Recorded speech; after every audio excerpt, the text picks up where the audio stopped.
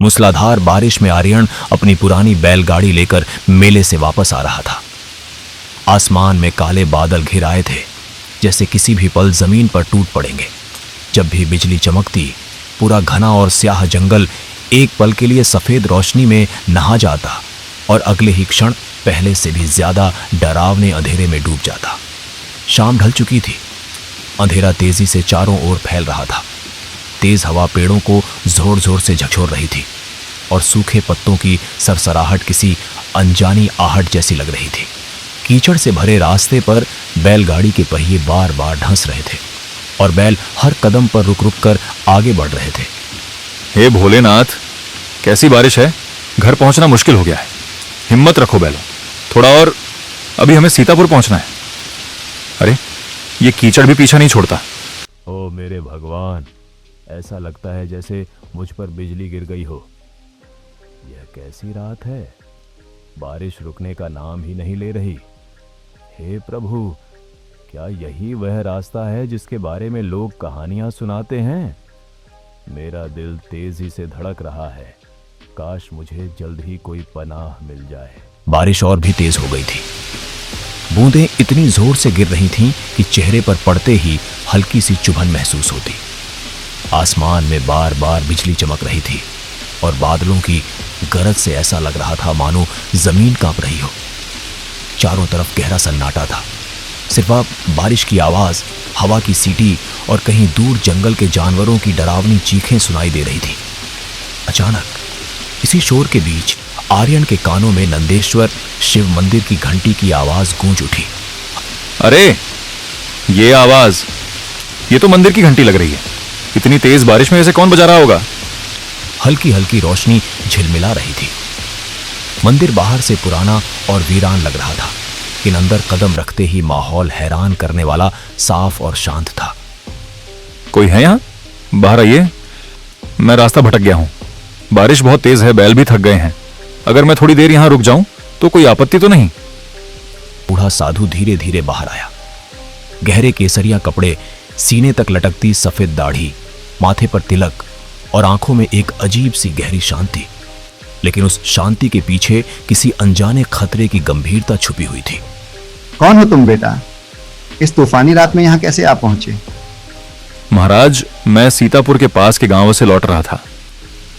मेला देर तक चलता रहा और रास्ते में अचानक इतनी तेज बारिश शुरू हो गई कि कुछ समझ ही नहीं आया। तभी मंदिर की घंटी की आवाज सुनी और यहां आ गया। इस समय जंगल में रुकना ठीक नहीं है। दिन में यह जगह शांत लगती है, लेकिन रात में इसका रूप बदल जाता है।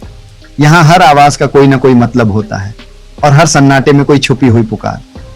बेटा, अगर तुमने बाहर घंटी सुनी है तो जान लो, वह हर किसी को नहीं बुलाती। बेटा, आज की रात यही मंदिर में रुक जाओ। तूफान अभी थमने वाला नहीं है। और याद रखना, आधी रात के बाद अगर कोई आवाज सुनाई दे, चाहे कोई पुकारे, रोए या तुम्हारा नाम ले, किसी भी हाल में मंदिर की सीमा से बाहर मत जाना। महाराज, मैं आपकी बात का ध्यान रखूंगा। बात थी, लेकिन उस शांति के पीछे किसी अनजाने खतरे की गंभीरता छुपी हुई थी। बाहर तूफान था, लेकिन मंदिर के अंदर शांति और भय एक साथ सांस ले रहे थे। उसने मन ही मन सोचा कि शायद रात में जंगली जानवर यहां आ जाए, इसलिए साधु उसे डराने की कोशिश कर रहा था। साधु ने उसे पास के एक कोने में बैठने को कहा। सुजीत ने भगवान शिव को श्रद्धा से प्रणाम किया और मंदिर के एक कोने में लेट गया। उसकी आंखें धीरे धीरे थकान से बंद होने लगीं। बाहर रात गहरी हो चुकी थी। बारिश अब भी जोरों पर थी और हवा मंदिर की दीवारों से टकरा रही थी। सुजीत अभी नींद में जाने ही वाला था कि अचानक उसे एक अजीब सी आवाज सुनाई। सुजीत बेटा, बाहर आओ। ये पहले बहुत धीमी थी, लेकिन कुछ ही सेकंडों में धीरे धीरे तेज होती गई। आओ, देखो मैं यही हूँ, डरो मत। मैं तुम्हारी माँ हूँ। तुम इतनी देर से वापस नहीं आए। मैं कब से तुम्हें ढूंढ रही हूँ। सुजीत गहरी नींद में था, मगर आवाज लगातार पास आती जा रही थी। अचानक सुजीत की आंख खुल गई। वो घबराकर उठ बैठा। उसके चारों ओर गहरी खामोशी थी, लेकिन आवाज अब बिल्कुल साफ सुनाई दे रही थी। बस एक बार बाहर आ जाओ बेटा, तुम्हारी माँ तुम्हें बुला रही है। मेरे पास आओ। अजीब बात यह थी कि वो आवाज उसकी अपनी मां जैसी लग रही थी, लेकिन कुछ अलग था, जैसे कोई उसकी मां की आवाज की नकल कर रहा हो। उसका दिल तेजी से धड़कने लगा। वो यहां कैसे हो सकती है? उसकी मां तो गांव में थी, लेकिन अगर सचमुच वो बाहर खड़ी है तो शायद मेरी माँ वाकई बाहर हो। अगर उन्हें सच में मदद की जरूरत है तो मैं कैसे नहीं जाऊं? अगर वे मुश्किल में है तो मैं उन्हें अकेला कैसे छोड़ दूं? हे भगवान शिव, अब मैं क्या करूं? मुझे बाहर जाना चाहिए या नहीं? सुजीत का दिल इतनी तेजी से धड़कने लगा जैसे सीना चीर कर बाहर आ जाएगा। डर और जिज्ञासा एक साथ उसके भीतर फैल गए। वो धीरे धीरे उठ खड़ा हुआ और मंदिर के दरवाजे की ओर बढ़ने लगा। हर कदम के साथ उसकी सांसें भारी होती जा रही थीं। उसका हाथ दरवाजे तक पहुंच ही रहा था कि अचानक किसी ने उसकी कलाई मजबूती से पकड़ ली। सुजीत चौंक कर पलटा। उसके पीछे साधु महाराज खड़े थे। उनकी आंखों में गहरी गंभीरता थी और एक अनजाना भय भी। रुको बेटा, बाहर मत निकलो। मैंने तुम्हें पहले ही चेतावनी दी थी। बाहर से जो आवाजें आती हैं वे इंसानी नहीं होती। महाराज, मुझे जाने दो। वो मेरी माँ है। मैं उसकी आवाज पहचानता हूं। माँ की आवाज लगती है, लेकिन वो तुम्हारी माँ नहीं है। ये एक साया है, एक छल। ये सिर्फ उसी को पुकारता है जिसे तुम सबसे ज्यादा प्यार करते हो। ये जानता है कि तुम अपनी माँ से कितनी मोहब्बत करते हो, इसीलिए ये उसकी शक्ल और आवाज अपनाकर तुम्हें बुला रहा है। कई यात्री इस चाल में फंस चुके हैं और कभी वापस नहीं आए। मुझे उसकी मदद करनी है। मैं उसे ऐसे नहीं छोड़ सकता। सुजीत बेटा, तुम मेरी बात क्यों नहीं सुन रहे? अगर तुम बाहर गए तो तुम्हारा नाम भी उनमें शामिल हो जाएगा। ये साया दिल की मोहब्बत को हथियार बनाता है। ये सिर्फ उसी को पुकारता है जिसे इंसान सबसे ज्यादा चाहता है। बस एक बार बाहर आ जाओ। अगर तुम नहीं आए तो मैं जिंदा नहीं रह पाऊंगी।